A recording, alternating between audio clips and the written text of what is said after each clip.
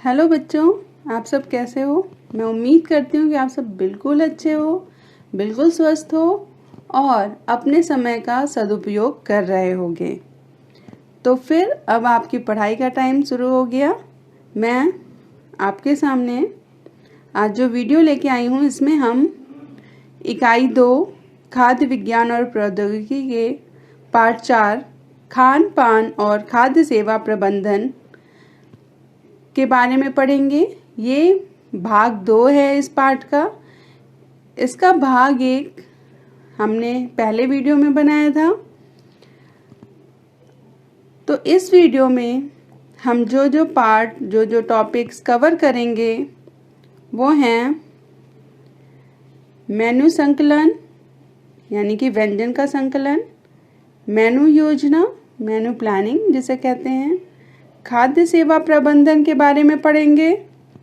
खाद्य सेवा प्रबंधक क्या होते हैं, उनका क्या कार्य होता है, वो कितने ज़रूरी हैं एक खाद्य सेवा एवं खाद्य पान उद्योग के लिए, उनकी इम्पोर्टेंस क्या है, महत्वता क्या है, उसको हम जानेंगे। और खान पान एवं खाद्य सेवा उद्योग में जीविका कैसे मिलती है, इसका क्षेत्र क्या क्या है, और अगर जीविका की तैयारी कर रहे हैं तो क्या क्या अवसर उपलब्ध हैं जीविका के लिए, ये हम डिस्कस करेंगे इसमें। तो अगर आपको ये वीडियो पसंद आए तो इसको लाइक, शेयर और सब्सक्राइब ज़रूर करिए। और अगर आपने इसका पार्ट 1 नहीं देखा है तो उसे ज़रूर देखिए। तो सबसे पहले हम कुछ शब्दावली को जान लें जो कि हमने इसके भाग 1 में भी बताया है आपको। खाद्य सेवा क्या होती है, यानी कि खाद्य पदार्थों को बनाने और परोसने का अभ्यास या व्यवसाय कहलाता है खाद्य सेवा। खाद्य सेवा का जो मुख्य उद्देश्य होता है वो स्वच्छता के स्वीकार्य मानकों के तहत स्वादिष्ट भोजन की आपूर्ति करना है। मतलब ये हुआ कि जो भी खाना परोसा जा रहा है वो स्वच्छता के नियम का पालन करता हुआ हो और खाना स्वादिष्ट भी हो और कम से कम लागत में अच्छे से अच्छा सुंदर भोजन जो देखने में भी अच्छा हो, ऐसा भोजन परोसा जाए। और जब हम बात करते हैं खाद्य सेवा उद्योग की तो बहुत सारे संस्थान हैं, कंपनियां हैं, घर के बाहर किसी भी भोजन, ऐसा कोई भी भोजन जो घर के बाहर तैयार हो रहा है और उसको परोसा जा रहा है। ये महंगे होटल और रेस्टोरेंट से लेकर छोटे फास्ट फूड के आउटलेट भी हो सकते हैं जो सस्ते होते हैं। और इसके साथ साथ कैंटीन की खाद्य सेवाएं, स्कूल और कॉलेज, विश्वविद्यालय में भी, कार्यालय, ऐसी जगहों पर भी कैंटीन का सुविधा उपलब्ध होती है। और ये कम महंगे आउटलेट होते हैं और यहाँ पर आपकी इच्छा का खाना कम से कम रेट पर मिल जाता है। मेनू संकलन को हम समझेंगे। मेनू संकलन है क्या? मेनू संकलन खाने के तैयार व्यंजनों की एक लिस्ट होती है। इसको हम क्या कहेंगे? खाने के तैयार व्यंजनों की लिस्ट है ये। उसके साथ वो लिस्ट जो आप भी जब कभी जाते हो और किसी रेस्टोरेंट में जाते हो, किसी होटल में जाते हो, तो सबसे पहले आप क्या मांगते हो या आपके पास क्या आता है? मेन्यू आता है, व्यंजन की सूची आती है। जिस व्यंजन की सूची में आपको वो सारे खाद्य पदार्थ नज़र आएंगे जो कि उस रेस्टोरेंट में या उस होटल में बनाए गए हैं। तो मेनू संकलन में सारी वो चीज़ें लिखी हुई होती हैं जो उस होटल में या उस रेस्टोरेंट में बनती हैं और परोसी जाती हैं। ये बहुत ही महत्वपूर्ण कार्य है एक कैटरर के लिए। जो कैटरिंग की सर्विस, जो खान पान सेवा करते हैं, उनके लिए एक महत्वपूर्ण कार्य है। और बहुत से चीज़ों को ध्यान में रखा जाता है जब भी व्यंजन का संकलन किया जाता है। तो इसका उद्देश्य क्या है? उद्देश्य ग्राहक को वो देना होता है जो वो चाहता है, जो ग्राहक की इच्छा है, ना कि जो कैटरर सोचता है कि हम ये सर्व कर सकते हैं, हम ये पका दें और हम ये खिला दें। खाद्य सेवा इकाई की सभी गतिविधियां, जो भी गतिविधि हो रही है वो किससे प्रभावित होती है? मेनू से प्रभावित होती है। मेनू कुछ चीज़ों को निर्धारण करता है, जैसे कि आवश्यक सामग्री, यानी कि उस रेस्टोरेंट में या उस होटल में क्या क्या खाद्य सामग्री उपलब्ध होनी चाहिए, क्योंकि जो मेन्यू कार्ड में लिखा है वो ही रेसिपी की मांगी जाएगी और वो परोसनी पड़ेगी। उसके साथ साथ क्या उपकरण चाहिए और कितने चाहिए, और कर्मचारी की विशेषता कैसी हो, कर्मचारी की विशेषता क्या हो, वो भी बहुत महत्वपूर्ण है, क्योंकि जो खाना मांगा गया है वो बनाने वाला कुक वो उपस्थित होना चाहिए। अगर वो नहीं है तो खाने में स्वाद नहीं आएगा। जैसे कि आपने आप एक साउथ इंडियन रेस्टोरेंट में जाके और आपने एक इटालियन खाने की डिमांड कर दी, आपने एक पिज़्ज़ा की डिमांड करी, तो आपको एक साउथ इंडियन फ्लेवर वाला पिज़्ज़ा वहाँ पर मिल जाएगा, जो शायद आपको खाने में नहीं अच्छा लगेगा। व्यंजन की सूची यानी कि मेन्यू प्लानिंग, ये सबसे पहला बिंदु है खाद्य सेवा प्रणाली का और महत्वपूर्ण बिंदु है। इसके बिना कोई भी खाद्य सेवा प्रणाली नहीं चलती है। मेनू बिक्री के लिए वस्तुओं की एक सूची होती है, यानी कि जो खाना बिक्री किया जाएगा उसका पूरी लिस्ट होती है। आप यहाँ पर देख पा रहे होंगे कि एक मेनू को मैंने दर्शाया है आपको। और मेनू के बिना, सोचिए आप किसी रेस्टोरेंट में गए हैं और आपके सामने मेनू कार्ड नहीं आया है, तो आपको कैसे पता चलेगा कि वहाँ पर क्या है क्या नहीं है? आपके पास विकल्प क्या अवेलेबल हैं? वहाँ पे साउथ इंडियन मिल रहा है, वहाँ नॉर्थ इंडियन कुसीन है, क्या है, क्या क्या वो उस समय सर्व कर पाएंगे। जब तक मेन्यू नहीं होगा, व्यंजनों की सूची आपके पास नहीं होगी, तब तक आप निर्धारित नहीं कर पाएंगे। तो बहुत ही महत्वपूर्ण है व्यंजन की सूची, जो कि किसी भी खाने पीने की संस्था, जो खान पान व्यवस्था होती है, उसके लिए बहुत आवश्यक है। कौन कौन से बिंदुओं का ध्यान रखना चाहिए जब भी हम खान पान व्यवस्था को प्लान करते हैं, मेन्यू को प्लान करते हैं, अपने व्यंजन को सूची को बनाते हैं? जलवायु, जहाँ पर आपका रेस्टोरेंट है, जहाँ पर आपका होटल है, वहाँ की जलवायु कैसी है? मौसम क्या है? सर्दी का मौसम है तो सरसों का साग और मक्के की रोटी आप परोसेंगे। गर्मी का मौसम है तो छाछ आप देंगे, खाने के साथ लस्सी देंगे। उसके साथ साथ कौन सी सामग्री उपलब्ध है वहाँ पर, जहाँ पर आपका होटल है, वहाँ पर कौन कौन सी खाद्य सामग्री उपलब्ध है, उसका ध्यान में रखेंगे। अगर सपोज आपने ऐसे कोई मेन्यू में नाम लिख दिया जो वहाँ पर बनाने के लिए सामग्री उपलब्ध नहीं होती है, जिस एरिया में आपको रेस्टोरेंट है, तो वो आप नहीं परोस पाओगे। उसके बाद मूल्य की सीमा, क्या मूल्य निर्धारित किया जाए? बहुत ज़रूरी है कि जो भी आप व्यंजन परोस रहे हो उसका मूल्य क्या होगा। मूल्य ऐसा हो जो कि जो वहाँ पर ग्राहक आ रहे हैं वो उस मूल्य को चुका सकें। समय क्या है दिन का? नाश्ते का समय है, दोपहर का भोजन है या रात का भोजन है, ये भी ध्यान रखना है। और रंग और जायके की पुनरावृत्ति नहीं होनी चाहिए। अगर आप किसी शादी ब्याह या कोई थाली रिप्रेजेंट कर रहे हैं, कहीं आप जाते हैं तो स्पेशल थाली भी होती है खाने में, उसमें रंग और जायका रिपीट नहीं होना चाहिए।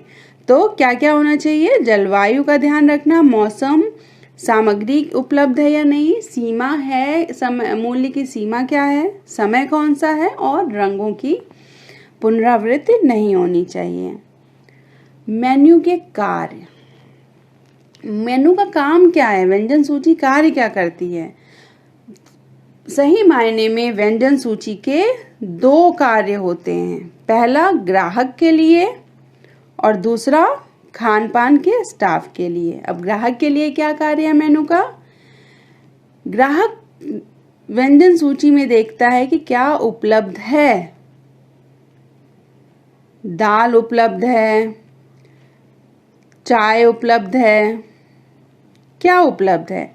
और खान पान स्टाफ के लिए कि क्या तैयार किया जाना है। अगर ग्राहक ने चाय मांगी है तो इसको चाय बनानी है, ये पता होना चाहिए खान पान स्टाफ को कि हमें ये चीज़ परोसनी है, जो डिमांड की गई, जो मांग की गई है वो चीज़ परोसनी है।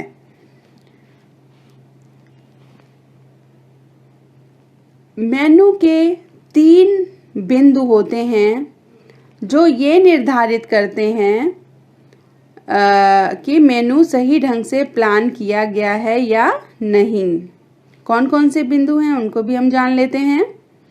3 बिंदु है। पहला, जो भी ग्राहक को परोसा गया खाना है वो कैसा हो? स्वाद वाला हो, जिससे ग्राहक खुश हो जाए।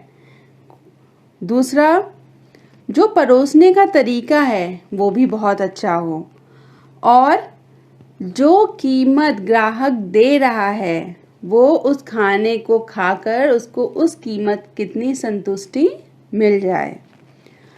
दूसरा बिंदु है कर्मचारियों को जिन्हें लिखित व्यंजन सूची को वास्तविक खाद्य पदार्थ में बदलना है। जो व्यंजन की सूची में व्यंजन लिखा है उसको सिर्फ पेपर पे नहीं लिखना है, उसको थाली में सर्व करना है, परोसना है। तो कर्मचारियों के लिए ये बिंदु है। और प्रबंधन के लिए जो बिंदु है वो क्या है? प्रबंधन के लिए है उसे लाभ मिले, बहुत ज़रूरी है। किसी भी संस्था को चलाने के लिए, किसी भी कार्य को करने के बाद सब लाभ की उम्मीद करते हैं, तो उसको लाभ मिले, अच्छी ख्याति मिले, यानी कि नाम हो, लोग जाने, फेमस, बहुत मशहूर हो जाए, और जो ग्राहक हैं वो दोबारा वापस आएं, जाने के बाद वापस आपके पास ही खाना खाने आएं। तो ये 3 बिंदु ज़रूरी है किसी भी मेनू के लिए। खाद्य सेवा प्रबंधन। खाद्य सेवा प्रबंधन विभिन्न बातचीत करने वाले तत्वों के माध्यम से लक्ष्य को प्राप्त करने के संसाधनों को उपयोग करने की प्रक्रिया है। क्या अर्थ हुआ? कि जो लक्ष्य है वो विभिन्न तरीके से बहुत सारे संसाधनों को प्रयोग करके वो लक्ष्य की प्राप्ति की जाए। तो खाद्य सेवा में क्या निर्धारित करना है? खाद्य पदार्थों के माध्यम से लक्ष्य को प्राप्त किया जाए। और इसमें कुछ संसाधन शामिल हैं सामान्य रूप से, जिन्हें 6M के नाम से जाना जाता है। यानी कि 6M बहुत ज़रूरी हैं। पहला क्या है? मनी, धन। बिना धन के आप सब जानते हैं कोई भी कार्य की शुरुआत नहीं हो पाती है। अगर हम किसी काम को कर रहे हैं जिसमें हमें लाभ चाहिए तो उसमें पहले हमें धन लगाना पड़ेगा। तो धन बहुत ज़रूरी है। कितना धन लगाना है ये कंपनी के खाद्य सेवा प्रणाली के जो प्रबंधक हैं उनके इच्छा पर वो कितना रिस्क उठा सकते हैं, कितना जोखिम उठा सकते हैं, उस पर निर्भर करता है। मटेरियल यानी कि वस्तुएं, कौन कौन सा मटेरियल चाहिए वो भी ज़रूरी है। कितना समय है, इसके साथ साथ रिसोर्सेज क्या क्या है, मेन रिसोर्सेज यानी कि जो आप यहाँ जिनको आपने रोज़गार दिया, जो एम्प्लॉई हैं वो कौन कौन से हैं, कौन कौन सी मशीन्स हैं जो कार्य करेंगी, जिनकी ज़रूरत है आपके सेवा प्रणाली प्रबंधन के लिए, और मार्केट, बाज़ार।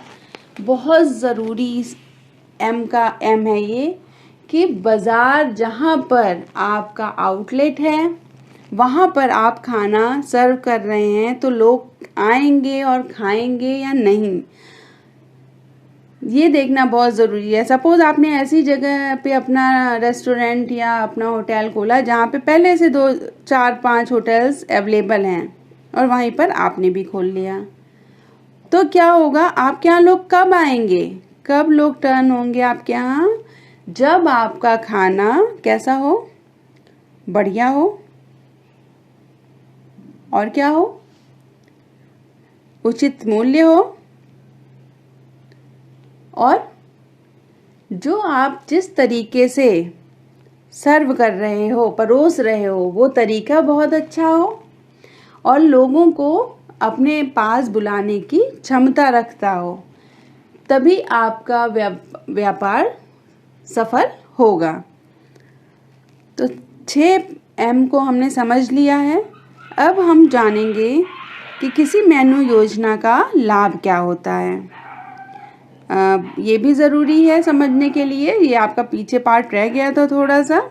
तो कोई भी मेनू योजना में श्रम की बचत, समय की बचत और लागत प्रभावी, ये 3 चीज़ें होती हैं।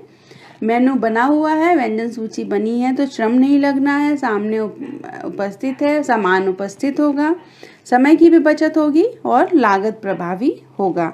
आजकल बहुत तरीके से मेनू प्लानिंग की जाती है, कंप्यूटराइज होती है, और आप देखते भी हैं, अगर आप कुछ साल पहले के मेनू आपको ध्यान हो तो अगर आपने देखा होगा तो, और आज के मेनू में बहुत फ़र्क है। पहले सिर्फ नाम लिखा होता था, अब नाम के साथ नीचे थोड़े डिस्क्रिप्शन लिखे होते हैं, डिटेल दी होती है कि क्या क्या चीज़ डाल के ये बनाया गया है। और जो भी खाद्य संस्था है चलाने के लिए उस एक प्रबंधन की बहुत ज़रूरत होती है। प्रबंधन के कार्य, प्रबंधन के बारे में मैंने आपको पहले बता दिया मेनू के पहले। तो प्रबंधन के एक बार हम और उसको समझ लेते हैं। ये मैंने आपको खाद्य सेवा प्रबंधन के बारे में बता देते। 6M की ज़रूरत है,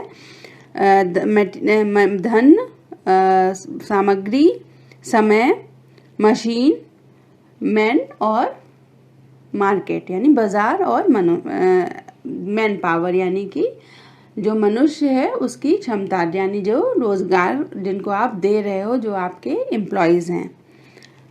फिर अब हम प्रबंधन के कार्य पढ़ेंगे। प्रबंधन कार्य में क्या क्या आता है? 8 कार्य हैं। योजना, जिनका अभी हम आगे डिस्कस करेंगे। आयोजन, स्टाफ रखना, निदेशन और कार्य सौंपना, नियंत्रण करना, समन्वय करना, प्रतिवेदन या रिपोर्टिंग, और बजट बनाना। ये सभी कार्य प्रबंधन के कार्य हैं और सभी की अपनी इम्पोर्टेंस है, अपना महत्व है, जिनको हम अभी समझते हैं आगे। तो पहला कार्य है प्रबंधन का योजना। कोई भी कार्य तभी सफल होगा जब उसकी योजना बनाई गई हो और योजना सही ढंग से बनाई गई हो। ये आपने 11th क्लास में भी पढ़ा होगा कि योजना सिर्फ इमेजिनेशन में नहीं बनाई जाती है कि आपने अपने दिमाग में कल्पनाएं की और आपने योजना बना ली उन कल्पनाओं से। वो हकीकत में तभी बदलेगी जब वो उसी तरीके से प्लान की गई होगी, बनाई गई होगी। तो योजना में क्या क्या, योजना बनाने के लिए क्या क्या ध्यान रखना है? एक तो स्पष्ट उद्देश्य होना चाहिए और नीतियां निर्धारित करना। जो आपका उद्देश्य है, वो शॉर्ट टर्म के लिए है या लॉन्ग टर्म के लिए, वो निश्चित होना चाहिए, स्पष्ट होना चाहिए और नीतियाँ स्पष्ट होनी चाहिए। नीतियों और उद्देश्य, पहले आप उद्देश्य बनाएंगे फिर उनके हिसाब से आप काम करना शुरू करेंगे।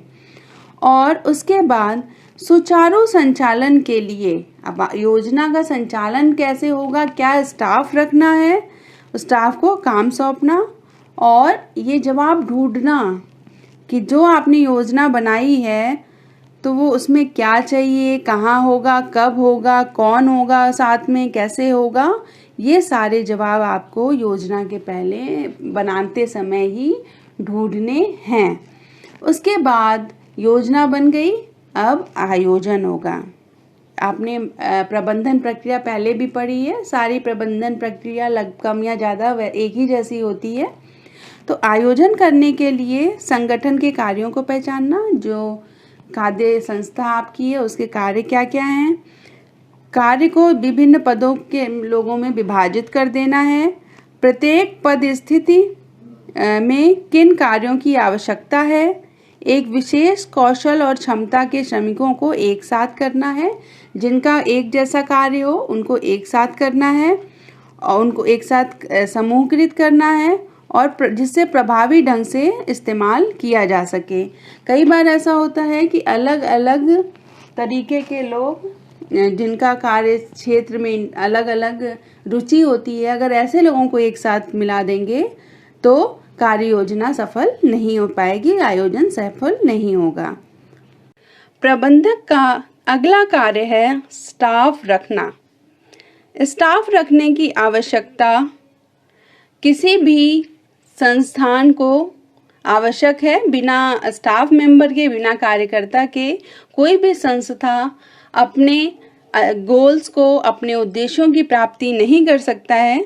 तो जब भी स्टाफ रखना है तो ध्यान रखना है कि जो आवश्यक कौशल है वो स्टाफ के अंदर हो, जिसको आप जिस काम के लिए रख रहे हैं उसके अंदर उसका ज्ञान हो और कौशल हो। उसके साथ साथ अगर वांछित परिणाम चाहिए, जो आपने लॉन्ग टर्म या शॉर्ट टर्म अपने उद्देश्य बनाए हैं, गोल्स बनाए हैं, वो प्राप्त करने के लिए जो मानव संसाधन यानी जो स्टाफ को आप रख रहे हैं उनको प्रशिक्षित करना बहुत ज़रूरी है। बिना प्रशिक्षण के वांछित परिणाम की प्राप्ति नहीं होगी। अगला महत्वपूर्ण कार्य है किसी भी खाद्य सेवा प्रबंधन प्रणाली का निर्देशन एवं कार्य सौंपना।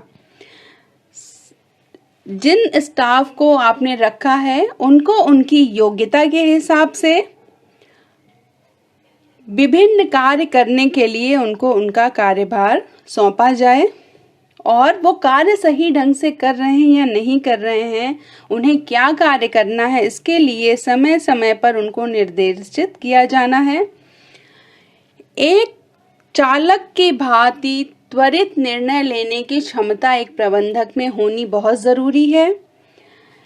अचानक से कौन सी परिस्थिति आ जाए, उसमें क्या डिसाइड करना है, क्या निर्णय लेना है, वो बहुत ज़रूरी है। जैसे कि एक चालक निर्णय लेता है, वो गाड़ी चला रहा है और कोई वस्तु आगे आ गई है तो कितनी जल्दी उसे ब्रेक लगाना है या लेफ्ट टर्न करना है या राइट टर्न करना है, ये ध्यान रखना है।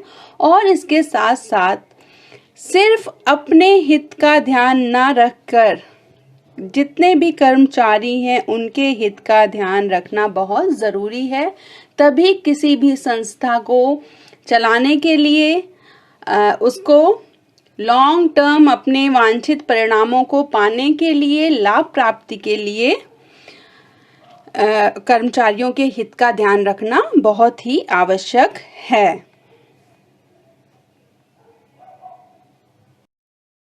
प्रबंधन का अगला कार्य है नियंत्रण करना।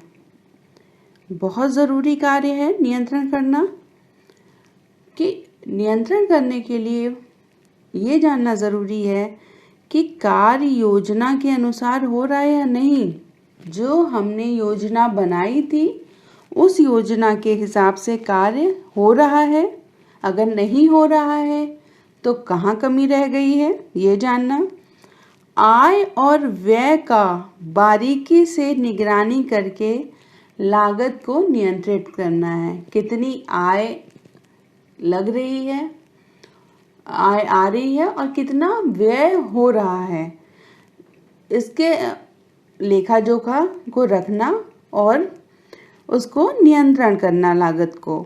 उसके साथ साथ समस्त कार्यों को, समस्त वित्तीय कार्यों का रिकॉर्ड रखना और ये देखना कि जितना वित्तीय खर्चा होना था आपके कैफेटेरिया में, आपके खाद्य संस्थान में, उतना हो रहा है या नहीं हो रहा है, ज़्यादा खर्चा हो रहा है, तो उस तरीके से ध्यान देना। इसके बाद है समन्वय। जब भी हम कोई लक्ष्य को प्राप्त करना चाहते हैं, चाहे वो छोटे समय का एक छोटा लक्ष्य बनाया हो, शॉर्ट टर्म या लॉन्ग टर्म, कोई भी लक्ष्य को प्राप्त करने के लिए किसी भी संगठन की जो गतिविधियां होती हैं उनको आपस में जोड़ना ज़रूरी है। जब तक सारी गतिविधियां जुड़ेंगी नहीं एक दूसरे से, तब तक कोई भी लक्ष्य की प्राप्ति नहीं होगी। तो समन्वय करना ज़रूरी है। स्टाफ में जो बड़े मैनेजर्स हैं उनमें, जूनियर स्टाफ में, सीनियर स्टाफ में, मैनेजमेंट कमेटी में, सब में एक समन्वय होना ज़रूरी है। इसके बाद आता है रिपोर्टिंग। ये भी बहुत ही महत्वपूर्ण कार्य है किसी भी प्रबंधन प्रक्रिया के लिए। क्यों महत्वपूर्ण है?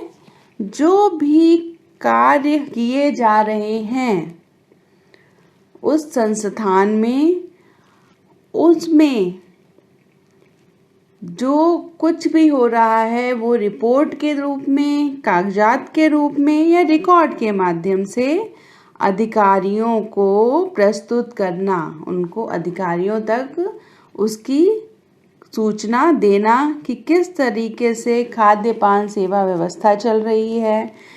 सपोज कैंटीन है तो वो किस तरीके से कार्य कर रहा है, आय व्यय का लेखा जोखा क्या है, ये सब एक रिपोर्ट या कागजात या रिकॉर्ड के माध्यम से उन्हें बताया जाना। लास्ट फंक्शन है बजट। आप सभी जानते हैं बजट हर जगह के लिए महत्वपूर्ण है। चाहे आपके देश का बजट हो, चाहे आपके घर का बजट हो या कहीं भी किसी भी संस्था का बजट हो, बजट हर कार्य के लिए इम्पॉर्टेंट है। कोई भी कार्य करने में बजट बनाना आवश्यक होता है।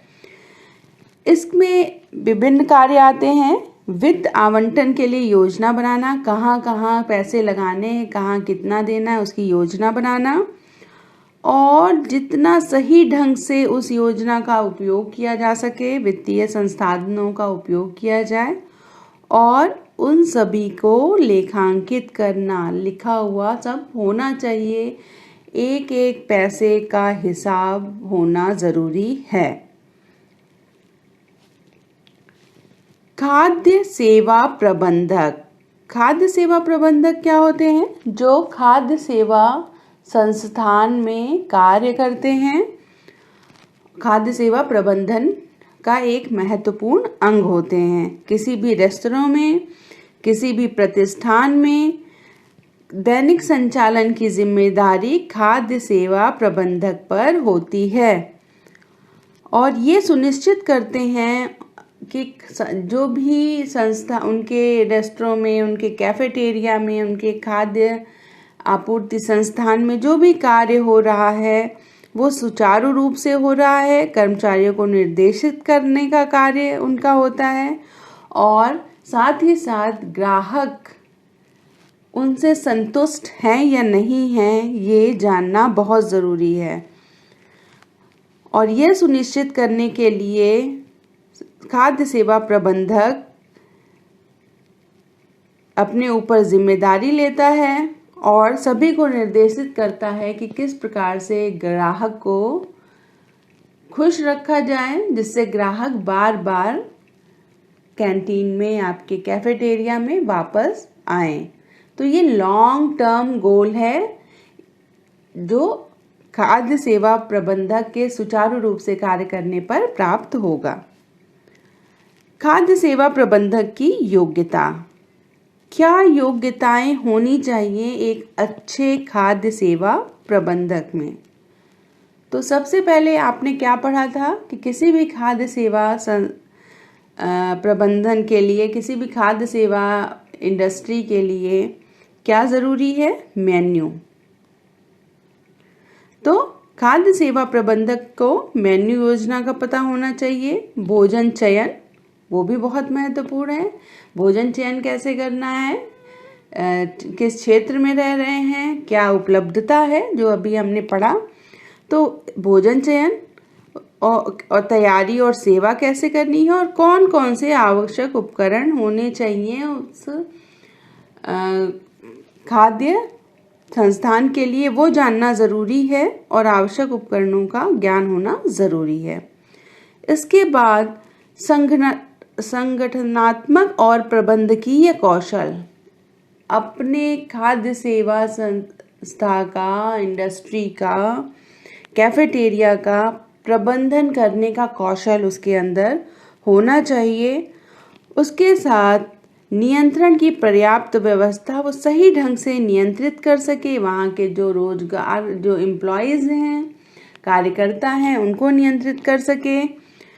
और बुद्धिमानी से जो पूरा भौतिक एरिया है उसका बुद्धिमानी के साथ उपयोग करे। उस इकाई में, जिस इकाई में वो कार्य कर रहा है, वहाँ जो भी अपशिष्ट है, जो भी वेस्ट मटेरियल निकलता है, उसको सही ढंग से प्रबंधन सुनिश्चित करे। इसके साथ ही साथ प्रथाओं और प्रक्रियाओं का उपयोग करे। जो प्रथाएं वहाँ पर हैं, आसपास जिस एरिया में हैं, वो उनका उपयोग करना। और जहाँ पर कस्टमर आ रहे हैं, खाना उनको परोसा जा रहा उनकी मांग के हिसाब से, वो सारा वातावरण पर्यावरण के अनुकूल होना चाहिए। तभी खाद्य सेवा प्रबंधक का जो कार्य है वो सुचारू रूप से वो कर पाएगा और अपनी कंपनी को, अपनी इंडस्ट्री को ज़्यादा से ज़्यादा लाभ प्राप्त करा पाएगा। करियर की तैयारी।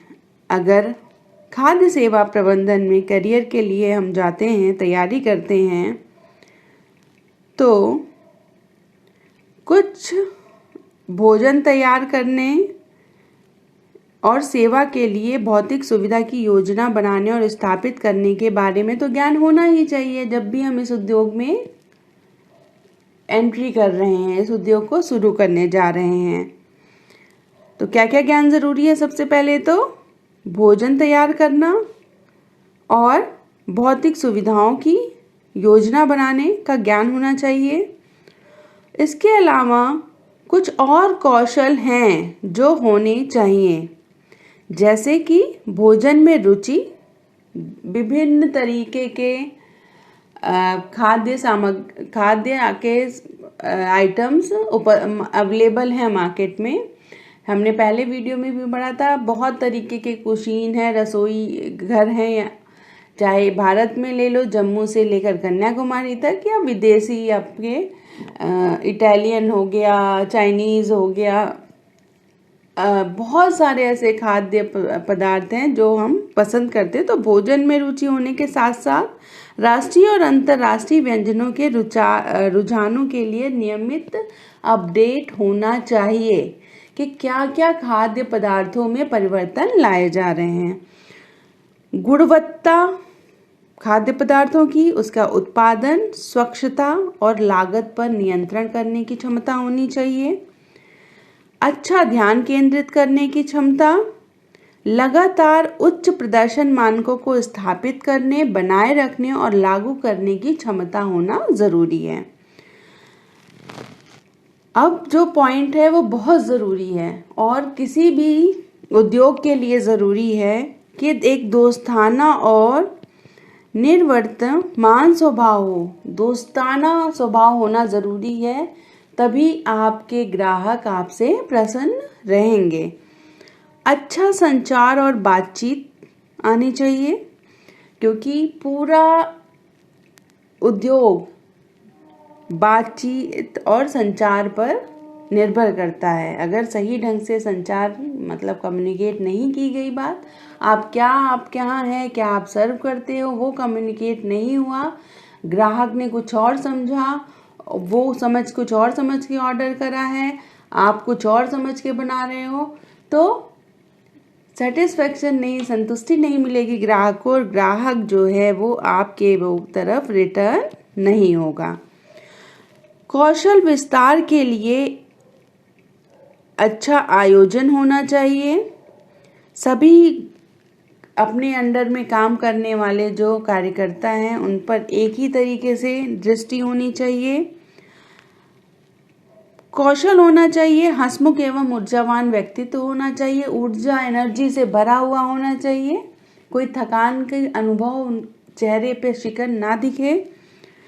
अंग्रेजी का अच्छा ज्ञान होना चाहिए और इसके अलावा विदेशी भाषाओं का भी ज्ञान होना ज़रूरी है, और लंबे समय तक अपने पैर पर खड़ा होने की क्षमता हो, खुशी के साथ, चेहरे पर मायूसी ना नज़र आए। तो ये सारे कौशल, ये सारे क्वालिटीज़ एक प्रबंधक में होनी चाहिए, खाद्य सेवा प्रबंधक में होनी चाहिए। करियर के क्या क्या अवसर उपलब्ध हैं खाद्य सेवा प्रबंधन के क्षेत्र में? चाहे खान पान व्यवस्था हो या खाद्य सेवा उद्योग हो, बहुत सारे अवसर उपलब्ध हैं, जैसे कि खाद्य सेवा पर्यवेक्षक के रूप में कैफेटेरिया प्रबंधक, खान पान प्रबंधक, उत्पादन प्रबंधक, खरीद प्रबंधक और खाद्य सेवा निदेशक या सहायक खाद्य सेवा निदेशक। कुछ सरकारी उपक्रम में भी जीविका के अवसर हैं और कुछ गैर सरकारी उपक्रम में भी जीविका के अवसर हैं। इसके अलावा बहुत सारे मनोरंजन पार्कों में खान पान, राष्ट्रीय, राज्य और क्षेत्रीय पार्कों में खान पान, एडवेंचर इको टूरिज्म के लिए खान पान, थीम पार्टियों के लिए खान पान और उत्पादन लॉन्च भोज आदि। आधिकारिक कार्य मीडिया शो में, विशेषज्ञ पत्रिकाओं, समाचार पत्रों और मीडिया शो के लिए लेखन। बहुत सारे मीडिया में ऐसे कार्यक्रम आते हैं जैसे खाना खजाना, मास्टर शेफ, ऐसे बहुत सारे कार्यक्रम आते हैं जिनमें भाग ले सकते हैं, जिनका एक मेंबर हो सकते हैं। और कंसल्टेंसी भी एक तरीका है जीविका के अवसर के रूप में खाद्य पान और खाद्य सेवा उद्योग में। इसके अलावा होटल में रसोइये का कार्य कर सकते हैं, जैसे कार्यकारी शेफ हो सकते हैं, sous chef, chef tournant, station chef, chef de partie. ये सारे शेफ नॉर्मल रसोइये नहीं है, साधारण, इनके अंदर बहुत सारे रसोइये काम करते हैं और ये उनको सुपरवाइज करते हैं। इसके लिए विशेष प्रशिक्षण की ज़रूरत होती है, जो किसी एक अच्छे होटल से प्रशिक्षण लिया जा सकता है। तो ये सारे जीविका के अवसर खान पान एवं खाद्य सेवा उद्योग में ये सारे जीविका के अवसर उपलब्ध हैं। आप अपनी इच्छा के अनुसार जीविका के अवसर को चुन सकते हैं। तो आज का ये चैप्टर यहीं ख़त्म होता है। मैं उम्मीद करती हूँ कि आपको ये समझ में आ गया होगा, और अगर आपने इसका फर्स्ट पार्ट नहीं देखा है तो उसे जाकर मेरे चैनल पर, गुरु ज्ञानम चैनल पर ज़रूर देखें, और लाइक, शेयर और सब्सक्राइब करना ना भूलें। Thank you.